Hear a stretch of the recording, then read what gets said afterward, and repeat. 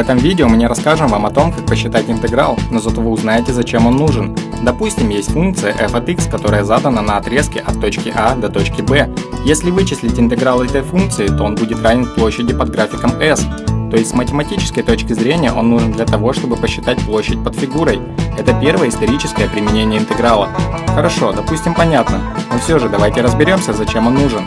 Для ответа на этот вопрос рассмотрим пример из жизни, в котором тело Германа ехало на велосипеде в течение 10 часов и в середине каждого часа измеряло скорость своего движения.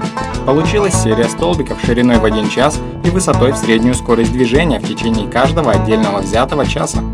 Площадь отдельно взятого столбика посчитать не составит особого труда, нужно просто умножить его ширину на высоту. Ширина столбика соответствует времени в часах, а высота – скорости движения в километрах в час. И если средняя скорость составляет 20 км в час, а время движения 1 час, то перемножая две этих величины, можно получить площадь столбика, которая будет соответствовать пути, пройденному телом Германа за час. А сумма всех столбиков – это примерный путь за все 10 часов. Но результат получится примерный. Если речь идет не о Германе, а о межконтинентальной баллистической ракете, то погрешность расчетов может привести к довольно плачевным последствиям.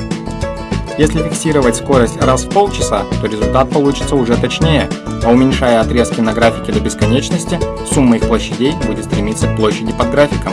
Это и называется интегралом, и записывается вот так. Очень красивая и лаконичная запись. И если есть точная функция, описывающая скорость движения тела, то это позволит с необходимой точностью рассчитать путь. В реальном мире все физические явления стараются описать в виде формул и функций, чтобы математически рассчитать сопутствующие величины. Например, если есть формула круга, то с помощью интеграла мы можем рассчитать его площадь.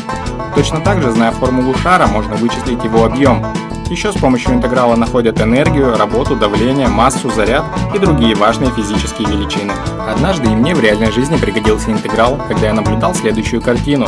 На берегу реки стоял дедушка, порывом ветра у него сорвало шляпу, и она поплыла в мою сторону вниз по течению.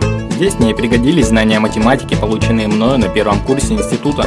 Я схватил проволоку, согнул ее интегралом и достал шляпу. К слову сказать, дедушка был очень доволен. Всем спасибо, интегралов вам и вашим близким.